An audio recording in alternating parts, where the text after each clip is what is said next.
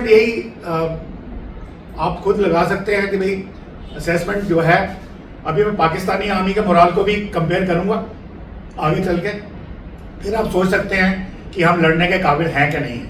क्योंकि जो लेफ्टिस्ट लोग हैं हमारे कंट्री के अंदर, लटियंस मीडिया है या ये इंडी ब्लॉक वाले जो जॉर्ज सोरोस के पे रोल्स पे हैं, या चाइना के नेटफ्लिक्स के उनके इंटेलिजेंस लोगों के पे रोल्स पे हैं, डीप स्टेट्स के ऊपर, वो बहुत बकवास करते हैं, उसका कोई औचित्य नहीं है। और वो ऐसे ही खामखा छोटी सी राई का पहाड़ बनाते हैं, और वो भी चेरी पिकिंग करके। मतलब कोई भी चीज़ वो आउट ऑफ कॉन्टेक्स्ट पिक करेंगे और बोलेंगे भाई देखो ये इतना खराब हो गया, इसलिए उसकी हमें परवाह नहीं करनी। अभी दूसरा सवाल जो बार बार पूछा जाता है, भाई अगर आपकी फौज सिर्फ 1.5 गुना ही बड़ी है और आपके पास तो 3-4 फ्रंट्स हैं, पहले आपके पास पाकिस्तान था, अब चाइना आ गया, फिर आपने बोला 2.5 मतलब low intensity conflict counter insurgency वाला, फिर आधा आपने इंफॉर्मेशन वॉर का किया, अभी बांग्लादेश भी जुड़ गया, तो मन में आ गया भाई इतने सारे फ्रंट खोल दिए हैं तो आप कैसे लड़ोगे पाकिस्तान के साथ। तो वो हम फ्रंट्स को देखें क्या है। पाकिस्तानी आर्मी के पहले फ्रंट देखें।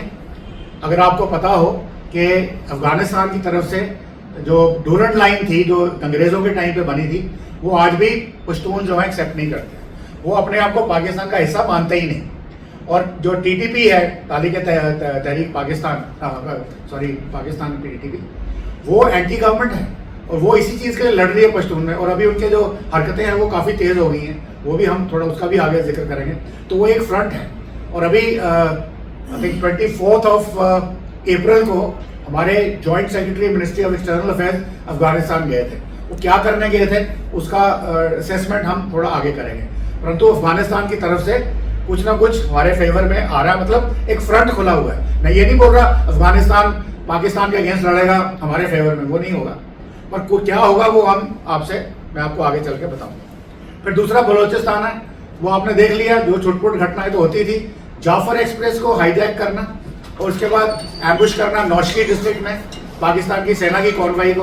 उसके बाद से उनको कहते हैं नाक से धुआं आ रहा है, वो ऐसी फिर गिदड़ बक्तियों वाली स्टेटमेंट देते हैं कि क्या है जी वो 1500 लोग हैं, हम उनको मार लेंगे, ये कर लेंगे।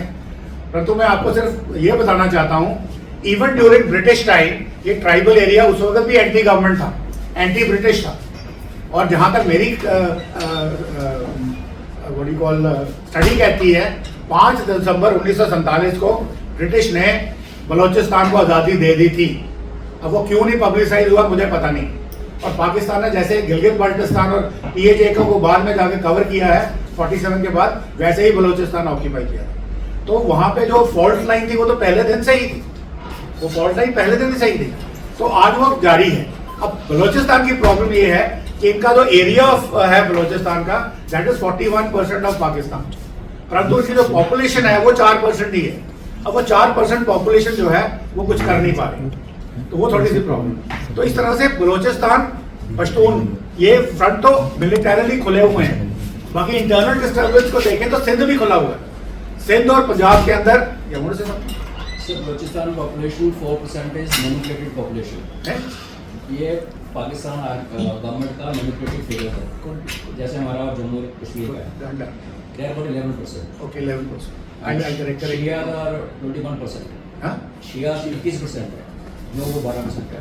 We collect these are hot lines, ठीक है। मतलब फ्रंट है वहां पे, और वो इसलिए वो अलग नहीं हो पा रहे बिकॉज मे बी 11% भी मेरे ख्याल में laser number, not significant enough कि भाई हम अपनी इंडिपेंडेंस डिक्लेयर कर दें। बट नेवरदलेस कहने का मतलब ये है कि इस वक्त मैं कह रहा हूँ कि पाकिस्तानी आर्मी के भी फ्रंट खुले हुए हैं। उनको काउंटर इंसर्जेंसी करनी है सिंध में, खैबर पख्तूनख्वा में और बलोचिस्तान में, और साथ में उनके फ्रंट्स खुले हैं आर्मी की तरफ से। तो दे ऑल्सो है ना, इतने कोई सही तरीके से नहीं चल रहे। इंडियन आर्मी पाकिस्तान के ऊपर LCIB, आपको पता है IB के ऊपर तो BSF है, LC के ऊपर आर्मी डिप्लॉयड है। चाइना में लाइन ऑफ एक्चुअल कंट्रोल है, वहाँ पे हालात एटलीस्ट मिलिटरीली तो नॉर्मल है इस वक्त, टेंशन अगर थोड़ी बहुत रही भी होगी तो डिफ्यूज है। और LIC दैट इज अपना जो इंटरनल कॉन्फ्लिक्ट है, एंटी टेररिज्म, तो ये इंडियन। अब इसमें आप बताइए कि कन्वेंशनल पैरिटी को हमने क्या करना है। कन्वेंशनल पैरिटी तो 71 में भी थी, इसी तरह नियर पैरिटी थी, फिर भी हमने बांग्लादेश अलग कर दिया। 65 में भी थी, अब 65 में हम लाहौर क्यों नहीं कैप्चर कर सके, दैट्स अ डिफरेंट क्वेश्चन।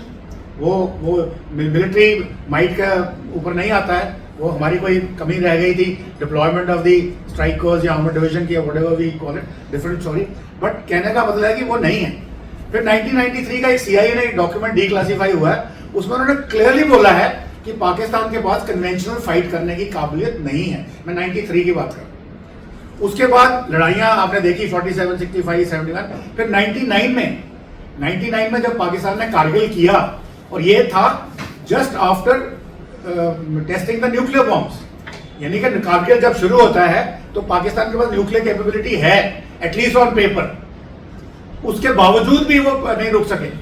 वो कहने का बात अलग है कि आप कहीं लंदन में या किसी मिडिल ईस्ट में जाते हैं तो कोई टैक्सी ड्राइवर पाकिस्तानी मिलता है तो वो कह देता है जी हमने तो भारत की सेना को हरा दिया कारगिल में, वो तो अमेरिका ने हमको बुला लिया, अदरवाइज हम तो जाते ही नहीं। बट फैक्ट्स ग्राउंड पे क्या है आपको मालूम है। तो इसका मतलब यह है कि ये कहना कि पैरिटी नहीं है, I don't think it is correct. Please like and subscribe.